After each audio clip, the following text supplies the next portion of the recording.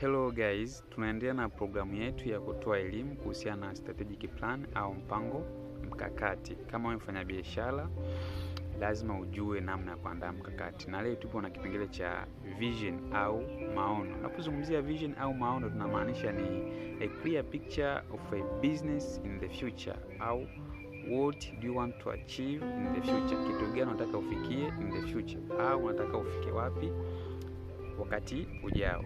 Kwa hiyo ndo vision. Kwa kama mfanyabiashara, kama mmiliki wa taasisi, lazima uandae vision. Kwa mfano, kama sisi Mafia Global Supermarket, our vision nasema to become a leading supermarket in the world in terms of quality of products, service we offer, convenient to customer, affordability. So this is our vision.